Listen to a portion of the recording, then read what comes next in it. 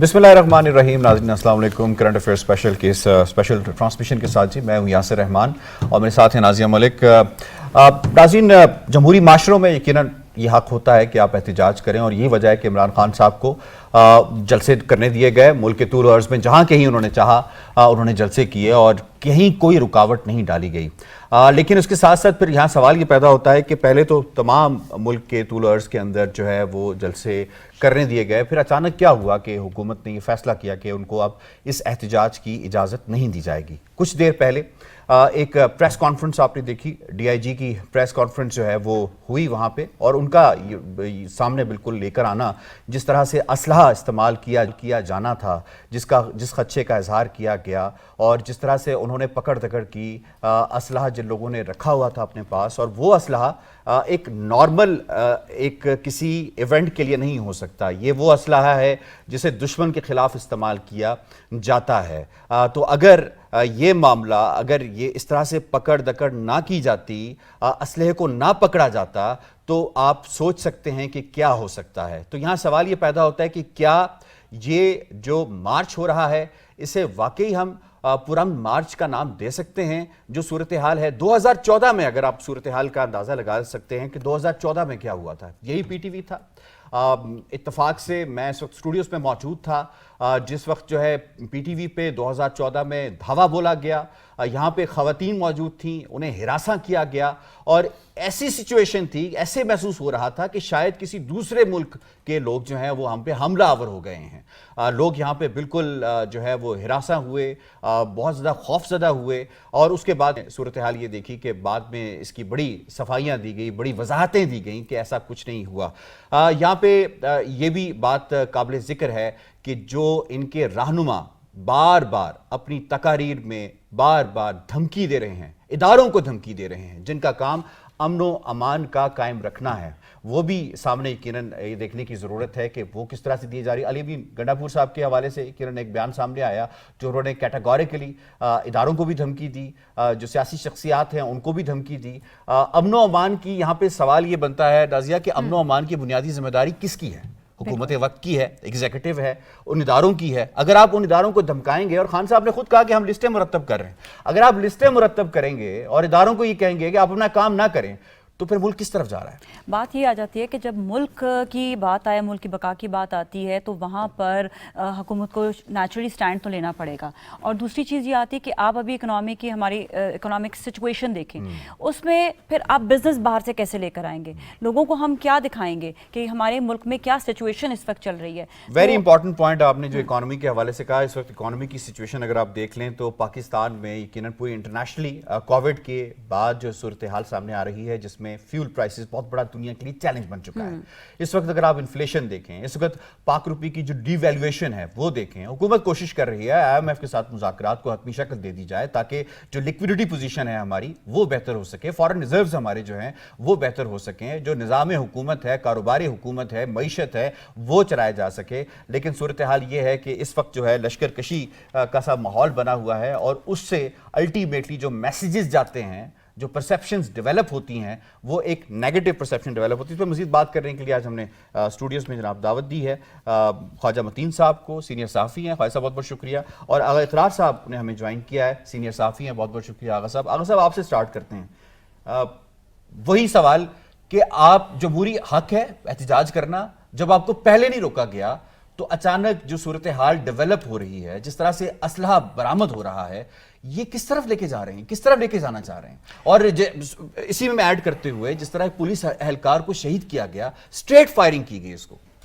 देखिए बात यह है कि सार्टे जो एक फ्रेंच फिलोसोफर भी था और पॉलिटिशियन भी था, उसने एक बड़ी प्यारी बात की थी। उसने कहा था कि जमहूरियत की सबसे बड़ी बदकिस्मती ये है कि जमहूरियत अपने अंदर अपना कातिल लिए फिरती है और जमहूरियत को जमहूरियत ही को कत्ल करने के लिए इस्तेमाल किया जाता है। ये आज पाकिस्तान में वो हो रहा है कि वही जमहूरी आपका हक जो है उसी को जमहूरियत को ख़त्म करने के लिए इस्तेमाल किया जा रहा है। आप कहेंगे कि जनाब जो है ये तो एक आपका राइट है, फ्रीडम ऑफ एक्सप्रेशन है कि आप जलसा जुलूस कर सकते हैं, लेकिन जब वो जलसा जुलूस जमहूरियत की बका के को ख़त्म करने के लिए हों और खुदा न खासा मेरे मुंह में खाक ریاست کو نقصان پہنچانے کے لیے ہوں تو پھر آپ مجھے بتائیں آپ کیا کریں گے؟ یہ آج سے نہیں کر رہے ہیں. مجھے معاف فرمائیے گا، عمران خان نہ تو پارلیمنٹ پہ یقین رکھتا ہے، نہ پاکستان کے کانسٹیٹیوشن پہ یقین رکھتا ہے، نہ جمہوری اداروں پہ یقین رکھتا ہے until and unless وہ تمام چیزیں اس کو خود طاقت میں لے کے آنے کے لیے نہ ہوں. 2014 کی بات کی، آپ بھی یہاں تھے، میں بھی یہاں تھا. یہی پی ٹی وی تھا، یہی پارلیمان تھا جو پارلیمان کو رگیدا گیا، جو سپریم کورٹ کے باہر لانڈریز لگائی گئیں اور پوری دنیا میں اس کی تصویریں چھپیں. تو کیا ہم نے کیا لوگوں کو بتایا کہ ہم کیا عزت کرتے ہیں اپنے پارلیمان کی یا اپنے سپریم کورٹ کی؟ لیکن اسی کو وہی پارلیمان اور وہی سپریم کورٹ چاہیے ہوتا ہے جب وہ اس کے لیے چاہیے ہوتا ہے. تو یہ بات آپ کو میں بڑی کلیئر بتاتا ہوں. آپ نے اسلحہ کی بات کی، آپ نے جو ایک شہادت ہوئی ہے لاہور میں بات کی. دیکھیں، جب آپ کا جو ایک لیڈر ہے وہ نارسسٹ ہو، ایک انارکسٹ ہو، اور وہ انارکسٹ اور نارسسٹ کون ہوتے ہیں؟ وہ یہی ہوتے ہیں کہ وہ کہتے ہیں، اچھا لفظ سنیں، ڈکشن جو استعمال کی جا رہی ہے، دیکھو، سنو، کھڑے رہو، چلو، یہ صرف اور صرف نارسسٹ استعمال کرتے تھے. They are directions, they are orders to your followers. میں تو سیمیوٹک کا اسٹوڈنٹ ہوں نا. یہ ساری کی ساری ڈکشن جو ہے وہ آپ کو سبجوگیٹ کرنے کے لیے، انڈوکٹرائن کرنے کے لیے استعمال کی جاتی تھی. ٹھیک ہو گیا. اچھا میں خالد صاحب آپ کی طرف آتا ہوں. جمہوری طریقے سے ہٹایا گیا، جمہوری طریقے سے حکومت بنی، آپ نے عدالتوں سے رجوع کیا، عدالتوں نے 63A کے اوپر سپریم کورٹ نے ڈیسیژن دیا، الیکشن کمیشن آف پاکستان نے ڈیسیژن دے دیا. اب یہ کچھ کر کے اس کے کیا نتائج حاصل کرنا چاہ رہے ہیں؟ جی یاسر صاحب، اس وقت جو ملک ہے وہ بڑے نازک دوراہے پر کھڑا ہے. جس طرح معیشت کی بات کی گئی، اور جو معیشت کو اس نہج پر لانے والے وہ عمران خان ہیں. انہوں نے، ہم نے دیکھا کہ 3.5 سال کا عرصہ گزرا ہے کہ خان صاحب کو شوق اقتدار بہت تھا نا کہ مجھے کرسی پر بٹھائیں. ابھی بھی بہت ہے، اب حوث اقتدار میں وہ تبدیل ہو گیا. جو شوق تھا نا اقتدار، اب حوث میں تبدیل ہو گیا ہے. آپ نے کون سے تیر مارے؟ آپ نے اس عوام کے لیے کیا کیا؟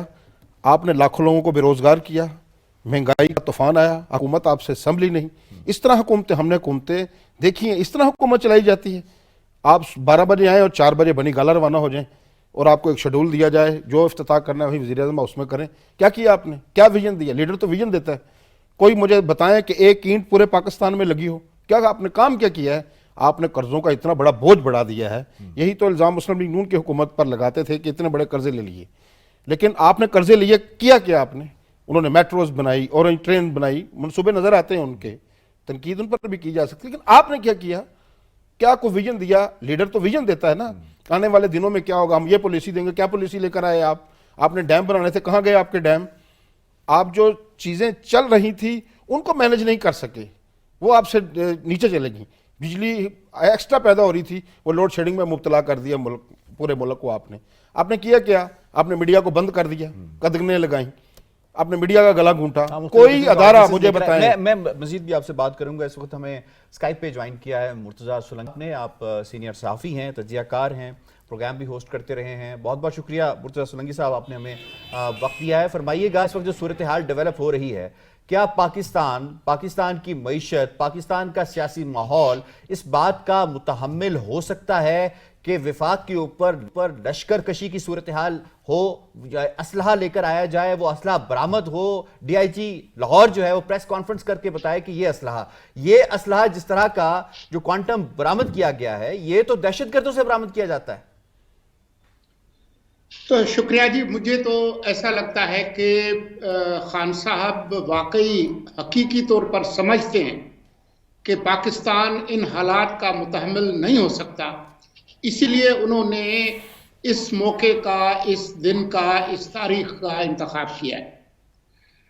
جب 20 تاریخ کے لیے ملتان میں جب انہوں نے جلسہ کیا تھا تو فرمایا تھا انہوں نے کہ میں اس مہینے کے آخر تک کوئی تاریخ دوں گا، پہلے ہم اتوار کو کور کمیٹی کا اجلاس کریں گے.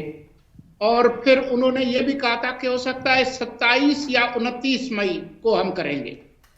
لیکن 20 کو اتوار کے روز جب انہوں نے 25 کا اعلان کیا تو کافی لوگوں کو حیرت ہوئی، کیونکہ انہیں پتا تھا، ہر آدمی کو جو خبروں پر نظر رکھتا ہے ان کو پتا تھا کہ 25 تاریخ آخری دن ہے دوحہ قطر میں پاکستان اور IMF کے مذاکرات کا.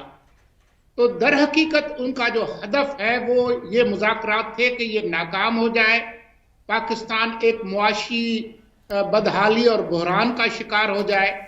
اور وہ کیا چاہتے ہیں, وہ علل اعلان وہ اور ان کے لیڈرز کہہ رہے ہیں, وہ پاکستان کے ریاستی اداروں پر دباؤ بڑھا رہے ہیں کہ آپ ماضی کی طرح سے مداخلت کریں اور ایک آئینی اور قانونی حکومت کو ختم کریں.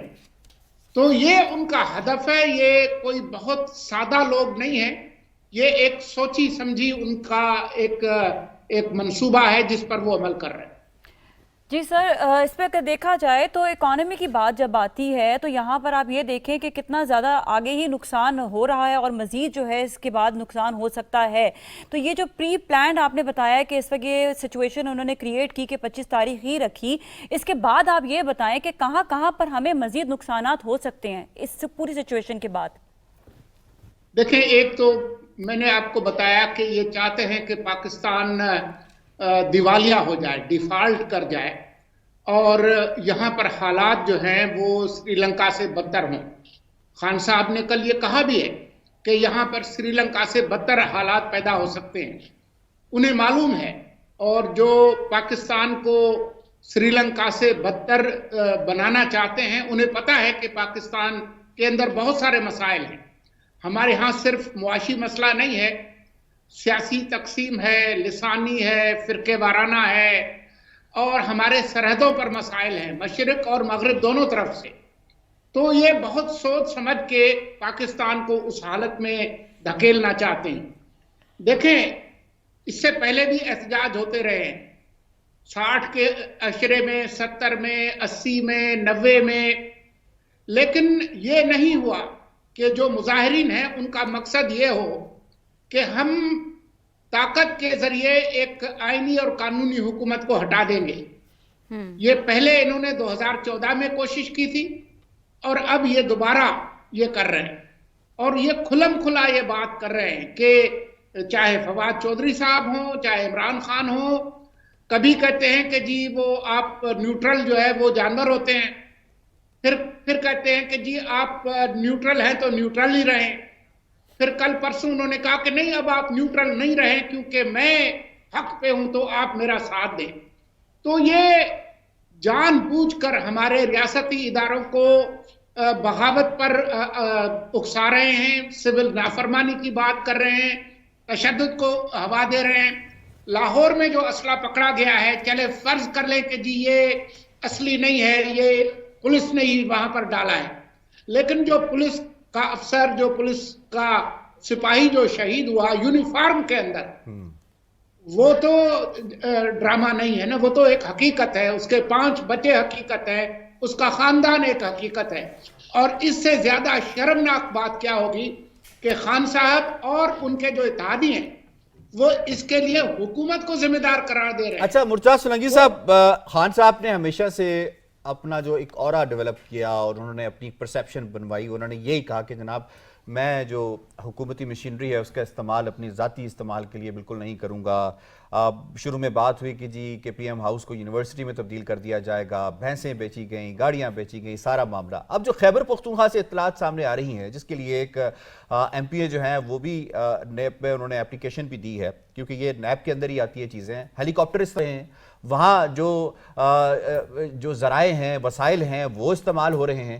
ہاؤ ڈو یو سی دس کہ ایک طرف آپ کا بیانیہ ہمیشہ اس سے یہ رہا ہے کہ آپ حکومتی وسائل استعمال نہیں کریں گے, دوسری طرف آپ سر عام کھلے عام تمام ویژولز موجود ہیں جس کے اندر ہیلی کاپٹرز یوز ہو رہے ہیں, جس کے اندر آپ وہاں جو پریس کانفرنسز کر رہے ہیں ان کی پراپرٹی استعمال کی جا رہی ہیں اور وسائل استعمال کیے جا رہے ہیں. ہاؤ ڈو یو سی کہ یہ جو تضاد سامنے آتا ہے تو دوسرا کوئی استعمال کرے گا یا دوسرے کوئی استعمال کرے گا, اس کے اوپر آپ نے اتنی ایک بیانیہ بناتے ہیں, خود استعمال کریں گے, اس کے لیے آپ کے پاس کوئی جسٹیفیکیشن نہیں ہے اس کی. دیکھیں, آپ یہاں سے شروع کریں کہ بنی گالا اور وزیر اعظم ہاؤس کے اندر درمیان کتنا فاصلہ ہے, کوئی زیادہ نہیں ہے, 10-15 منٹ کی ڈرائیو ہے, اور جب وزیر اعظم جائے گا تو ویسے بھی روٹ لگتا ہے اور وہ 10 منٹ کے اندر وہاں پر پہنچ سکتے ہیں. لیکن اس کے لیے 3.5 سال میں انہوں نے تقریباً 1 ارب روپے ہیلی کاپٹر پر خرچ کیا. फिर खैबर पख्तूनख्वा का हेलीकॉप्टर पहले भी इस्तेमाल करते रहे, अब भी इस्तेमाल कर रहे हैं। लेकिन इससे ज्यादा खौफनाक बात जो है वो ये है कि एक सूबे की जो हुकूमत है, उसके जो वसाइल हैं, उसकी जो पुलिस है, उसके जो जराए हैं, उन सबको इस्तेमाल करके आप अपने ही मुल्क के वफाकी दारुल हुकूमत पर लश्कर कशी करने के लिए आ रहे हैं। क्या आप ये रिवायत डाल रहे हैं कि दूसरे सूबे भी ये करें, सिंध वाले भी जो है वो आकर इस्लामाबाद पे चढ़ाई करें, बलूचिस्तान वाले भी करें? ये सीधी सीधी आपके वफाक के खिलाफ एक लश्कर कशी है, ये बगावत है। मेरा ख्याल ये है और उम्मीद ये है कि हमारी जो अदालतें हैं इसका नोटिस लें।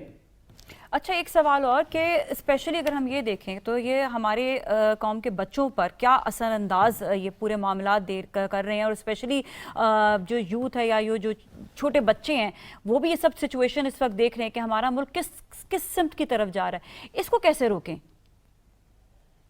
देखें, बुनियादी जिम्मेदारी वालिदैन की है। वालिदैन को चाहिए कि वो अपने बच्चों को उनकी जो उम्र है उसके हिसाब से जो उनकी ज़रूरियात है वो पूरी करें।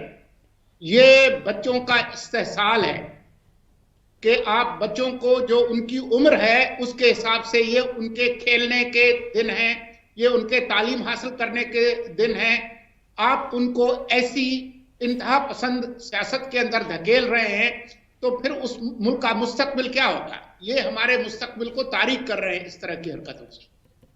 ठीक है। अच्छा, मैं आगा साहब आपकी तरफ आता हूँ। बीबीसी की एक रिपोर्ट है जिसमें उन्होंने खर्चों के हवाले से बात की है कि धरनों पे कितना खर्चा होता है, और बहुत बड़ी अमाउंट्स जो हैं वो सामने आई हैं। पीटीआई का ये कहना कि जी कि ज़ाहिर सी बात है पहले मामला और था, स्पॉन्सर्स भी मौजूद थे। इस वक्त उनके स्पॉन्सर्स कौन हो सकते हैं? इस वक्त इतनी बड़ी तादाद में आपने जलसे किए हैं और बताया कि जी हमने लाखों की तादाद में लोगों को बुलाया वहाँ पे, क्योंकि हुकूमत ने कोई इसमें रखना नहीं डाला, तो यकीनन उसके लिए तो पैसा चाहिए होता है। बात यह कि फॉरेन फंडिंग केस अभी तक 7 साल से पड़ा हुआ है इलेक्शन कमीशन में। ये खर्चे तो हमें तब पता चलेंगे ना कि जब पॉलिटिकल पार्टी अपनी ऑडिट रिपोर्ट हमसे शेयर करेगी कि पैसे कहाँ से आ रहे हैं। फॉरेन फंडिंग केस का तो उन्होंने फैसला होने नहीं दिया है, भाग रहे हैं मुसलसल।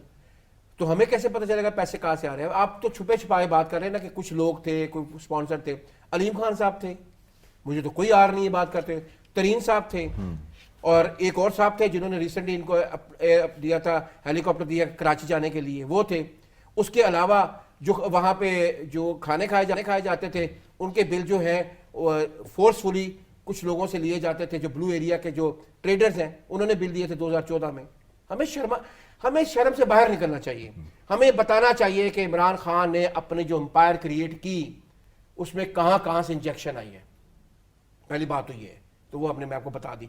एक चीज़ अगर आपकी इजाज़त हो तो मैं ये इसमें ऐड करना चाहता हूँ कि ये साहब लोगों के बच्चों को, आपने बच्चों की बात की, अपने बच्चे उनके इंग्लैंड में हैं, खातूने खाना उनके घर पे क्या कहते हैं वो वर्किंग वोमेन है, वो बाहर नहीं निकल सकती हैं, और आप वो हेलीकॉप्टर पे सफ़र कर रहे हैं, और मेरे बच्चों को कहते हैं सड़क पे आ जा, मेरी वाइफ को कहते हैं कि मेरे साथ आके खड़ा हो। ये अपना रियासत की सर्वाइवल का सवाल है, और ये बल्कि अब तो रिलीजियस फैक्टर है ना कि ये गुड और ईवल की जंग है। ठीक है, तो आप मुझे बताइए कि इससे ज्यादा एक आदमी के अंदर कॉम्प्लेक्सिटी कहां हो सकती है?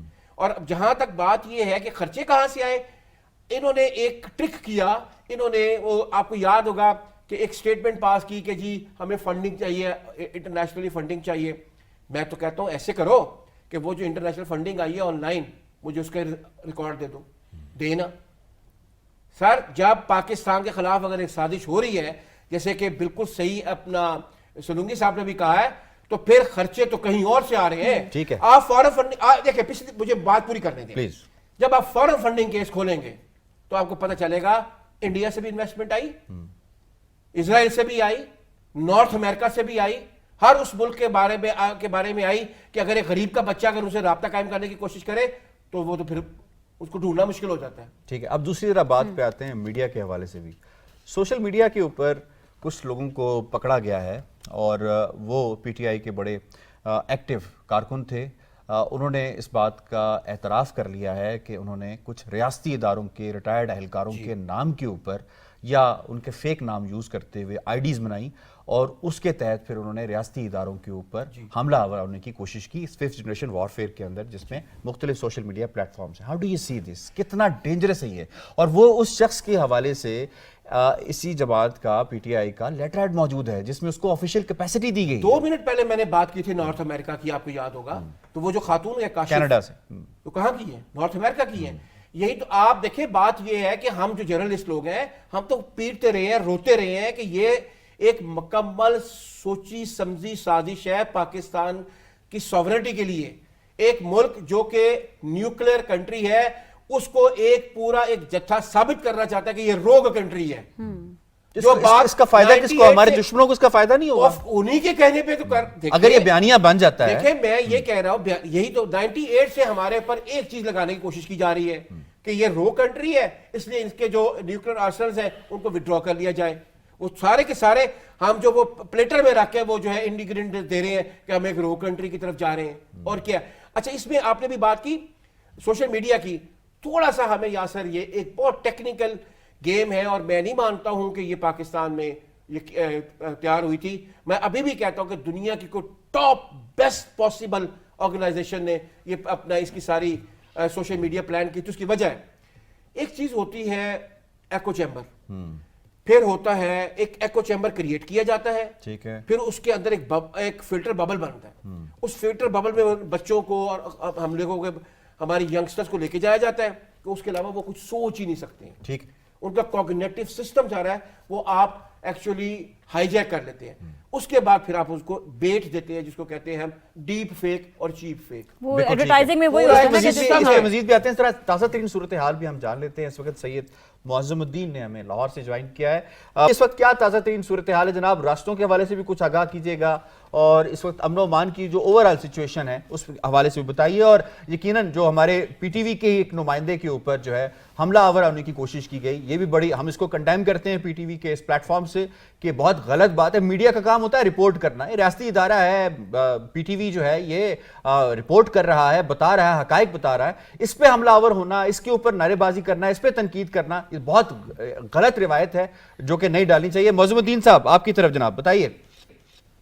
یہ کہتے ہیں جو تحریک انصاف کی جانب سے جو یہ آزادی مارچ نکالا جا رہا ہے، اس میں جو مختلف جتھے ہیں کارکنوں کے، وہ جب بتی چوک کی جانب ابھی بھی موجود ہیں، اور اس کے اطراف میں ہی پولیس کے ساتھ جو ہے وہ جو اس مشکل کارکن ہیں وہ ان کے اوپر پتھراؤ بھی کر رہے ہیں، ان کے پاس ڈنڈے بھی ہیں، اور جو کہتے ہیں گاڑیاں ہیں پولیس کی اس کے اوپر بھی لاٹھی چارج کیا گیا. ہماری ٹیم، میں خود میری ٹیم کے ساتھ ہم وہاں موجود تھے، تو ہمیں گھیرے پہ دیا گیا، ہمارے خلاف نعرے لگائے گئے، ہمارے پاکستان ٹیلی ویژن کے خلاف نعرے بازی ہوئی، اور اس وقت آگے ہمیں وہاں سے بچایا ان سے. اور ہم اپنی رپورٹنگ کر رہے تھے، جو حقائق ہیں جو موقع پہ ہو رہا ہے وہی کہتے ہیں پاکستان کی عوام کو پاکستان ٹیلی ویژن کے ذریعے پہنچانے کی کوشش کر رہے ہیں. لیکن ہمیں ہماری ڈیوٹی کے دوران جو طریقے صاحب کے کارکن ہیں انہوں نے ہمیں گھیرے میں لیا اور شدید نعرے بازی کی. اس وقت میری ٹیم وہاں سے تھوڑا دور آ چکی ہیں، میں آپ سے جب بات کر رہا ہوں، کیونکہ وہاں پر ہمیں کافی زیادہ دھمکیاں دی جا رہی تھی کہ آپ جھوٹ بول رہے ہیں، آپ پولیس والوں کا ساتھ دے رہے ہیں. لیکن ہم نے وہی بتایا قوم کو جو ہمیں نظر آ رہا تھا، جو وہاں صبح ہو رہا ہے پتی چوک کے اوپر، جس طرح جو ویژولز آ رہے ہیں معظم الدین صاحب، یہ ویژولز جو یقیناً آپ نے تو اس کو نہیں بنایا ہوگا، ایڈٹ کیا ہوگا، یہ تو سارے ویژولز جو ہیں وہ سامنے آ رہے ہیں کہ کس طرح سے سرکاری جو املاک ہیں اس کو نقصان پہنچایا جا رہا ہے. یہ مجھے نظر آ رہا ہے سرکاری جیپ ہے جس کے اوپر حملہ کیا گیا ہے، جس کے شیشے توڑے گئے ہیں. یہ کس کا نقصان ہو رہا ہے؟ تو یہ آپ رپورٹ کریں تو آپ نے کیا غلط کیا ہے اس میں؟ بالکل، ہم نے یہی ان کو کہا کہ دیکھیں اگر ہم نے کوئی غلط بات کی ہو تو ہم بتائیں، لیکن وہاں پہ شدید نعرے بازی کی گئی. انہوں نے کہا کہ آپ لوگ جو ہیں وہ پارٹی بن رہے ہیں، آپ نعرے لگا رہے ہیں. ہم نے کہا کہ دیکھیں ہم لوگ شروع سے ہی ہمارے پاکستان ٹیلی ویژن نے جو ہے وہ عوام تک سچ پہنچایا ہے، اور ہم سچ پہنچاتے رہیں گے. جو سچ ہوگا وہی عوام تک پہنچایا جاتا ہے. لیکن جو وہاں پر عوام تھی وہ مشتعل ہو گئی، انہوں نے ہمارے خلاف نعرے بازی کی اور وہ کسی کی نہیں سن رہے تھے. لیکن پنجاب پولیس کا شکریہ جو کہ وہاں موقع پہ پہنچی اور انہوں نے ہماری ٹیم کو وہاں سے ریسکیو کیا. اس کے بعد ہم لوگ اپنی گاڑی سے بیٹھ کر وہاں سے موقع سے نکلے تھے. بتی چوک اس وقت کیا صورتحال ہے جی؟ بتی چوک کے اوپر اس وقت جو پنجاب پولیس کے جوان ہیں وہ میٹرو بس کے جو پل کے اوپر موجود ہیں. انہوں نے وہاں پر جو رکاوٹیں لگائی گئی ہیں، جو کہتے ہیں امن و امان کو برقرار رکھنے کے لیے رکاوٹیں لگائی گئی ہیں، لوگوں کی املاک کو بچانے کے لیے رکاوٹیں لگائی گئی ہیں. جو مشکل کارکن جب وہاں پہ آگے آتے ہیں، جو تارے ہیں خاص کر تارے ان کو ہٹاتے ہیں، اس کے بعد جب وہ آگے چارج کرتے ہیں تو ان کو روکنے کے لیے پنجاب پولیس کی جانب سے شیلنگ کی جاتی ہے، اور پتھراؤ جو ہوتا ہے پھر شیلنگ ہوتی ہے. اس کے نتیجے میں جو ہے وہ پھر ایک بار چیز چلی جاتی ہے. عوام تو کافی حد تک جو پولیس ہے وہ کامیاب ہوئی ہے کنٹین کرنے میں، لیکن वहां पर क्योंकि अब ये कारकुन ज्यादा इकट्ठे होना शुरू हो गए हैं, जो छोटे छोटे जत्थे थे ये अब ये मिलकर बड़ी शक्ल इख्तियार कर रहे हैं। तो पंजाब पुलिस के ऊपर इन्होंने कोशिश की, लेकिन अब तक जो कानून नाफिज करने वाले इदारे हैं वो कामयाब हुए हैं और उन्होंने अब तक किसी भी किस्म का ज्यादा इनको नुकसान नहीं पहुंचाने दिया। ठीक है, ये बताइएगा कि दावा जो था वो तो ये था कि लाखों की तादाद में लोग निकलेंगे, लेकिन विजुअल्स में हमें तो चंद 100 भी नजर नहीं आ रहे, तो इस हवाले से कुछ आगाह कीजिएगा। देखिए, मैं सुबह जब अपने दफ्तर आज जब पहुंचा हूं तो ये एक तरह से मैं पूरा आधे लाहौर को ट्रैवल करके अपने दफ्तर पहुंचा था। पूरा लाहौर जिस तरह रोजाना की बुनियाद पर काम चल रहा है उसी तरह चल रहा था। तमाम मार्केटें खुली नहीं है, तमाम सड़कों पर ट्रैफिक रफा है। नजर यही आता है कि लाहौर के जो शहरी हैं उन्होंने इस जो कॉल है इसकी जो कहते हैं तजारत की और जो लॉन्ग मार्च इसको रिजेक्ट कर दिया है। तो उसके ऊपर कहते हैं आवाम जो है वो सड़कों पर नहीं निकल के आई। बड़ी छोटी तादाद में 150 200 इस तरह के जत्थे हैं जो कि मुख्तलिफ मुकामात के ऊपर कहते हैं पुलिस के साथ नारेबाजी कर रहे हैं, उनके खिलाफ नारेबाजी पथराव कर रहे हैं, डंडे उनके हाथ में है, तो जिनको कंट्रोल करने के लिए पंजाब पुलिस कोशिश कर रही है। ठीक है सैयद मौज़ूमुद्दीन, बहुत बहुत शुक्रिया हमें ताज़तरीन के हवाले से आगाह करने के लिए। ख्वाजा साहब, मैं आपकी तरफ आ, मीडिया में हमने एक डिवाइड देखी है, एक ऐसा नैरेटिव बिल्ड किया गया है जिसके अंदर आप अगर हमारे साथ नहीं हैं तो आप फिर गद्दार हैं, आपका कोई हक नहीं बनता कि आप हमारी बात सुने या बात पहुंचाएं। फिर हमने देखा कि कई वफाकी वज़रा माजी के अंदर साबिक वफाकी वज़रा है, उन्होंने हाथ भी उठाए मीडिया के कारकुनान के ऊपर, जो है सवाल के ऊपर, सवाल करने के ऊपर। ये कितनी गलत रवश है कि आप अगर हमारी बात सुनते हैं, पहुंचाते हैं या हमसे कोई सवाल ऐसा तल्ख करते हैं, लेकिन आपका पास एक पब्लिक पोर्टफोलियो है, आपके पास कोई ज़ाती तो है नहीं है, लेकिन हम उसके लिए आपके नताइज फिर आपको भुगतना पड़ेंगे।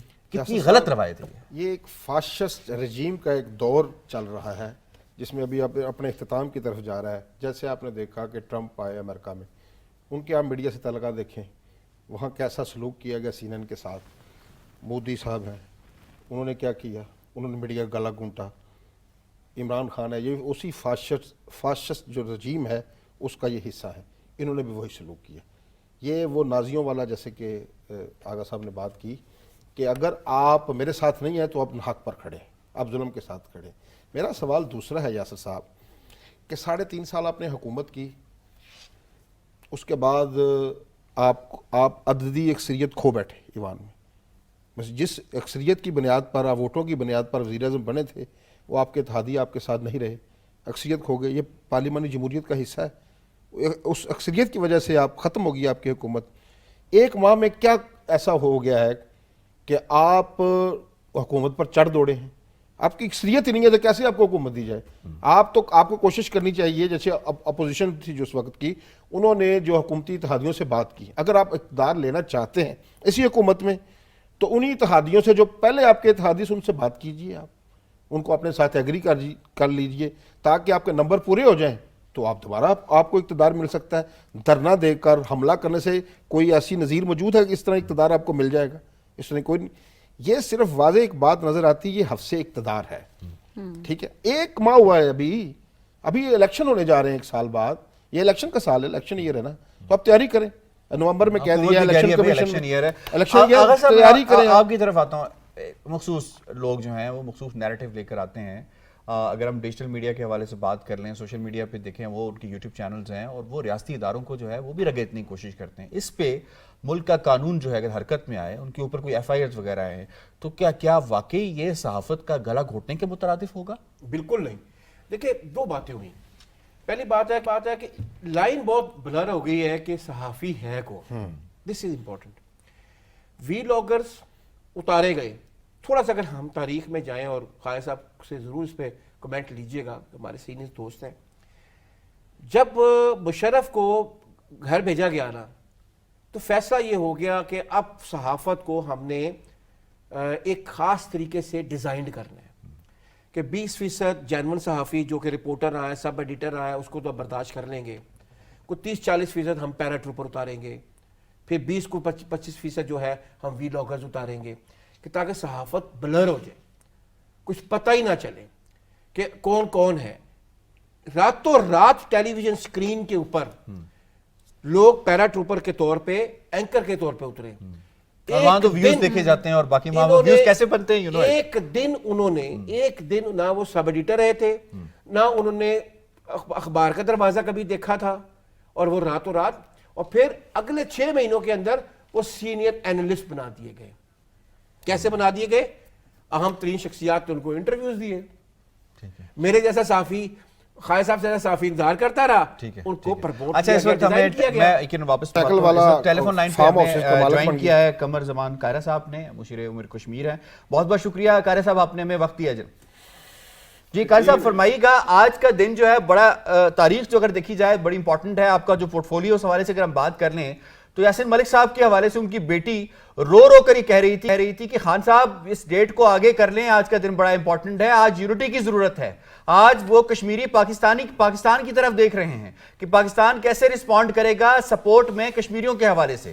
یاسین ملک صاحب کے حوالے سے کچھ دیر بعد فیصلہ آنا ہے. How do you see this situation کہ آپ کی جو ایجنڈا ہے وہ کشمیریوں کے حوالے سے بھی, قوم کے حوالے سے بھی اتنا اوپر آ جائے کہ آپ سب کچھ بھول جائیں؟ یہ گزارش یہ ہے کہ کشمیر اور کشمیر کے حریت پسند ہمارے دلوں کے ہماری پوری قوم کے دلوں کے قریب ہے. یہ کسی گورنمنٹ کا یا اپوزیشن کا یہ ایشو نہیں. ہم آپس میں ڈیوائیڈڈ بھی ہوں تو ان کے ساتھ اس ایشو پہ ان کے ایشوز کے اوپر ہم اکٹھے ہیں. ہمارا, اور میں سمجھتا ہوں یاسین ملک صاحب تو ایک لیونگ ہسٹری ہے. انہوں نے جدوجہد آزادی کشمیر میں وہ اعلیٰ کام کیا ہے. اس کی جدوجہد مسلسل ان پہ تشدد ہوتے رہے, جیلیں رہی, ان کو حکومت خانوں میں رکھا گیا, کئی دفعہ ان کی زندگی کو خدشات رہے, وہ شدید بیمار رہے, لیکن انہوں نے کبھی بھی اپنا آزادی کو سرد نہیں ہونے دیا, بلکہ ہمیشہ اس میں اضافہ ہوتا گیا. ابھی وہ بہت سارے الزامات کا ماضی میں بھی سامنے کرتے رہے جو جھوٹ پر مبنی تھے. آج بھی بنیادی طور پہ ان کا گناہ جو گنا جاتا ہے وہ یہ ہے کہ وہ آزادی کشمیر کے لیے لڑتے سیاسی طور کی لڑائی پولیٹیکل, اور اپنی قوم کی نمائندگی کرتے ہوئے ان کو بہتر رہنمائی دیتے ہوئے یاسین ملک صاحب نے بڑی جرت کے ساتھ اس پوری موومنٹ کو چلایا ہے, چلا رہے ہیں. اب ان کو جھوٹے مقدمات میں الجھایا گیا ہے اس طرح کے, اور انہوں نے بڑا دلیرانہ فیصلہ کیا کہ میں ان عدالتوں سے کیا توقع رکھوں جو ہندواسا کی بنیاد میں کھڑی ہے, اور اگر آپ نے مجھے سزا دینے کی ٹھانی ہے تو میں اپنا دفاع بھی نہیں کرتا, مجھے سزا دے لو. بالکل آپ سے فرمایا قاہرہ صاحب. جی قاہرہ صاحب, میں اب آپ جو آج کی سچویشن ڈیولپ ہو رہی ہے سامنے بات کرتا ہوں. جی جی, لیکن انہوں نے یہ کیا کہ مجھے سزائیں ہوں تو بھی نہ میرا جذبہ کم ہوگا نہ کشمیریوں کا, بلکہ اس سے کشمیری حریت پسندوں کے جذبے کو فیول ملے گا. جہاں تک تعلق آپ کے سوال کا ہے کہ آج کے دن کو یقیناً بہت بہتر ہوتا کہ اگر خان صاحب یہ درخواست مان لیتے. ویسے بھی ہم تو ان سے کہہ رہے تھے کہ آپ نے جلسہ کرنا ہے, احتجاج کرنا ہے, پیسفل طریقے سے کرنا ہے تو ضرور کیجیے. اب ان کا مسئلہ یہ ہے, نہ وہ عدالت کی مان رہے ہیں, نہ وہ ہماری مان رہے ہیں, نہ وہ انتظامیہ کی مان رہے ہیں.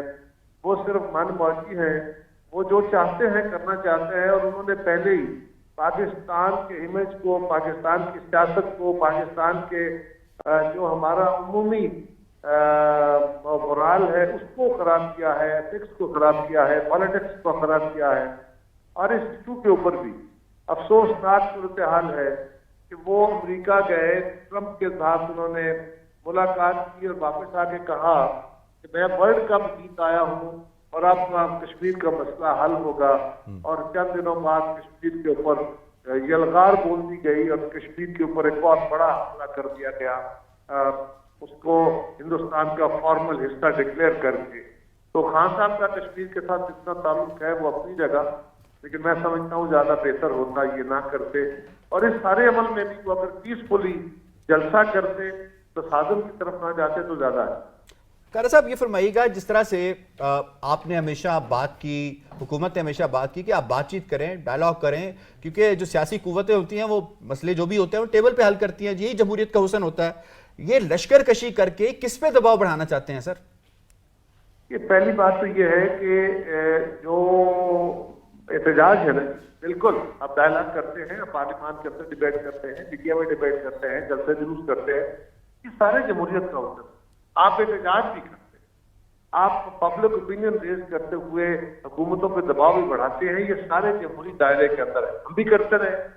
ریسنٹلی ہم نے اس حکومت کو, عمران خان حکومت کو فارغ کیا, ہم نے بالکل پاکستان میں طویل مارچ کیا, بلکہ کامیاب ترین مارچ تھا جو بلاول صاحب نے 27 فروری سے لے کے 7 मार्च तक उन्होंने ये किया, मार्च किया, और फिर 8 मार्च को हमने बिल्कुल पीसफुली हम लोग डिस्पर्स हो गए। 8 मार्च को हमने हुकूमत के खिलाफ अदम एतमाद की तहरीक पेश कर दी, अपना आईनी और जमहूरी हक जो है उसको इस्तेमाल किया। यही रास्ता खान साहब के पास भी है, और वो तो सिर्फ तसादुम चाहते हैं।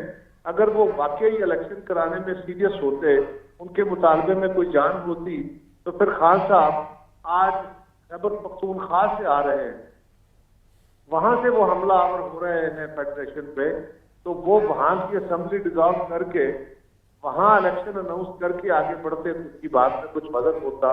वो पंजाब से इस्तीफे दे के आगे बढ़ते तो उनकी बात में कोई मदद होता। वहां दोनों जगहों अपनी पोजीशनें बहाल रखनी है, और जहां पे डिफीट हुई है वहां पे आके हंगामा करना है। ये तो सूरत हाल बिल्कुल नाकाबिले कबूल है, ना इसको कोई ना कोई इसको एक्सेप्ट करे। कायरा साहब, यकीनन अवाम जो है पोस्ट अगर कोविड की हम बात कर लें तो इस वक्त इकोनॉमिक क्राइसिस की सिचुएशन जो है वो सामने आ रही है। जिस तरह से रुपये की वैल्यू जो है वो, और हुकूमत जो है कारोबार हुकूमत चलाने के लिए कोशिशां भी है, IMF के साथ मुज़ाकरात भी चल रहे हैं। इस सारे प्रोसेस के अंदर अगर जिस तरह से मकासद सामने आ रहे खान साहब की तरफ से कि मुल्क पूरा बंद कर दो, कुछ भी ना चल सके, पहिया जाम कर दो, तो किसका नुकसान होगा सर? वो जो दिहाड़ीदार जिसका ये दावा करते हैं कि जी उसको मिलना चाहिए कुछ, तो वो दिहाड़ीदार फिर बेरोजगार नहीं होगा, और वो जो बंदा जो बेसिक मिनिमम पे चल रहा है वो उसको भी कुछ नहीं मिलेगा, तो किसका नुकसान होगा सर? देखिए, जब जलसे जुलूस होते हैं तो नुकसान यकीनन होते हैं, कारोबार खराब होते हैं, लोगों के रोजगार खराब होते हैं, ठेले वाला, रक्शे वाला, आम आदमी की जिंदगी मुतासर होती है। ये तो बहरहाल दुनिया में जहां भी हो, जरा मुहज़्ज़ब दुनिया में ये हो गया है, वहां अपने तजर्बे की बुनियाद पे उन्होंने वो रास्ते पैदा कर लिए हैं कि आम जिंदगी कम से कम मुतासर हो। हमारे यहाँ अभी वो टूल्स नहीं बने, हमारी टॉलरेंस लेवल वो नहीं है, लिहाजा जब कभी भी एहतजाज होता है, लेकिन ये इस्तेमाल हमेशा रहता है। मैंने गुजारिश की कि हमने 27 फरवरी से 7 मार्च तक लॉन्ग मार्च किया पूरे मुल्क में, किसी एक जगह पत्ता नहीं टूटा, कम अज कम डिस्टर्बेंस हमने लोगों को होने दी। लेकिन खान साहब ना इस बात को मानते हैं, ना रियासती असूलों को मानते हैं, ना कानून को मानते हैं, ना आइन को मानते हैं। वो सिर्फ अपना मकसद हल करना चाहते हैं। ये बड़ा अफसोसनाक है। ठीक है कायरा साहब, बहुत बहुत शुक्रिया। आप कश्मीरियों के हवाले से पर्सपेक्टिव भी दे रहे थे, यासिर मलिक साहब के हवाले से भी। मैं आपकी तरफ आता हूँ। आगा साहब, आपके आउटकम क्या निकलेगा?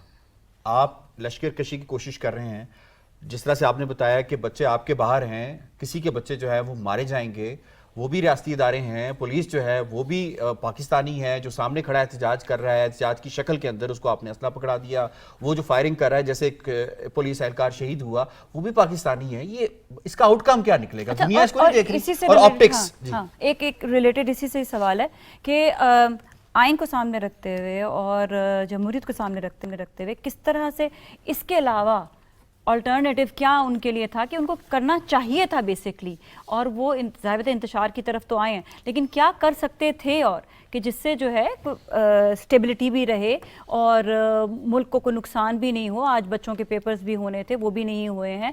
इस तरह ऑलरेडी कोविड की वजह से बच्चों ने बहुत अपने तालीम का जो है नुकसान किया है, तो अल्टरनेटिव भी क्या हो सकता था? देखिए, बच्चों के पेपर नहीं हुए हैं, लोग बेरोजगार हैं, ये बहुत बड़े इशू है, लेकिन मैं इससे ज़्यादा परेशान हूँ, मेरी रियासत एट स्टेक है। ये बच्चों के पेपर या एक फर्द का शहीद हो जाना इशू नहीं है, रियासत एट स्टेक है। क्या करना चाहिए, what is to be done and what should have been done. मुझे एक बात बताइए कि अगर आज इनको अपना प्रॉब्लम हो रही है तो ये असेंबली खुद तोड़ देते जब प्राइम मिनिस्टर थे। और कायरा साहब ने सही कहा, आज भी इनकी कोशिश है कि पंजाब की असेंबली तोड़वा दें, केपीके की असेंबली अपने पास रखें। यानी कि ताकत हमारे पास होनी चाहिए और हमेशा ही रहनी चाहिए। उसके अलावा एक और जो अभी आपने बात की है कि टोटल सम क्या है, आप भी यहां बैठे हुए थे, मैं भी यहां बैठा हुआ था, 124 दिन धरना रहा, 124 मुकम्मल ताकत के साथ, मुकम्मल सपोर्ट के साथ, सीन अनसीन चीजों के साथ। क्या रिजल्ट निकाला था? कुछ भी नहीं। क्या निकला था रिजल्ट? शाम को 600 अफराद नहीं होते बैठे होते थे। अभी डीजे को जो बिल बना था वो तकरीबन उसका 27 करोड़ रुपए का बना था, किसने दिया हमें ये भी नहीं पता। ठीक है, कोई रिजल्ट नहीं निकला था। वो तो हुआ ये, उस वक्त के प्राइम मिनिस्टर ने इस्तीफा नहीं दिया था, वो तो बाद में फिर سپریم کورٹ کے فیصلے سے وہ گھر چلے گئے, لیکن پی ایم ایل این نے اپنا ٹینیور پورا کیا.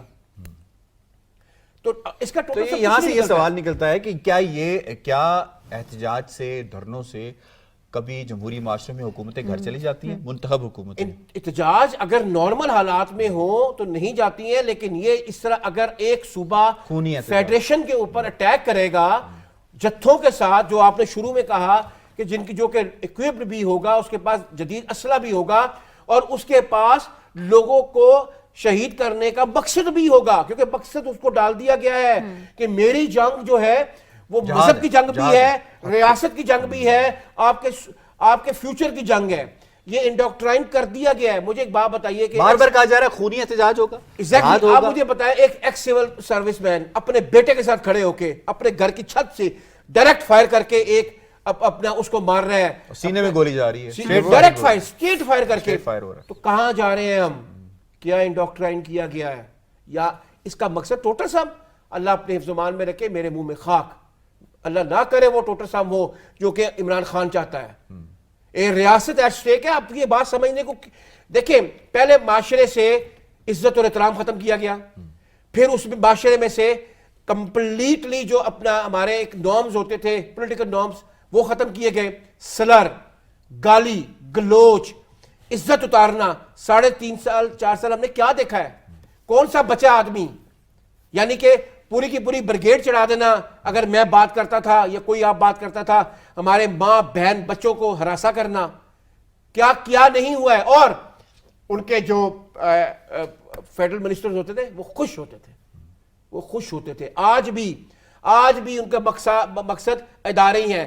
ایک شخص 4 دن پہلے کہتا ہے نیوٹرل نہ رہنا, پھر کہتا ہے اوکے اب نیوٹرل ہو جاؤ, پھر کہتا ہے نیوٹرل نہیں رہنا, کل پھر کہتا ہے who is he? He is trying to dictate Pakistani institutions. ٹھیک ہے. He wants to dictate the Supreme Court, he wants to dictate the army, he wants to dictate the parliament, he wants to dictate everybody. Who is he actually? ٹھیک ہے. لیکن میں خواجہ صاحب آپ کی طرف آتا ہوں. ایک شخص ہو سکتا ہے اس کے اختلاف ہو یا اس کا پرنسپلی وہ غلط سٹانس ہو سکتا ہے, وہ جماعت چھوڑ کے چلا جائے.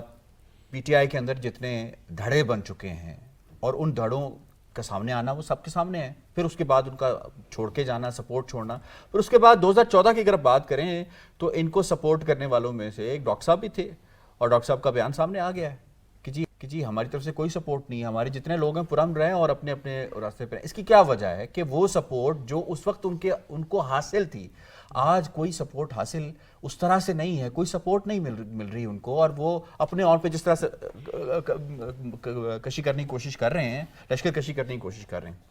دیکھیے یاسر, بات یہ ہے کہ 1 ماہ ہوا آپ اقتدار سے باہر نکلیں, اور جو آپ سائیکل پہ مسالے دیا کرتے تھے, تو آپ جو 2 کلومیٹر کا راستہ ہے وہ آپ بائی ہیلی کرتے رہے. اس ملک و قوم کا 1 ارب روپیہ خرچ ہوا ہے اس پہ. تو اب حوث اقتدار سب کو نظر آ گئی. آپ دیکھیے کہ میاں نواز شریف کو بہت زیادہ لوگ چھوڑ کر گئے ہیں. چوہے نثار صاحب سے ان کا بڑا شدید اختلاف ہے, انہوں نے ان پر کرپشن کا الزام بھی لگایا. عمران خان کو جتنے لوگ چھوڑ کر گئے ہیں, علیم خان نے ان پر کرپشن کا الزام لگایا, جنگیر ترین نے ان پر کرپشن کا الزام لگایا, سارے لوگ جو ان کو چھوڑ کے ان کے ساتھ ہی رہے, اون چودھری نے ان پر کرپشن کا الزام لگایا. ابھی وہ کہہ رہے ہیں کہ میرے پاس بہت راز ہیں کہ ہمیں ہمارا منہ نہ کھلوائیں.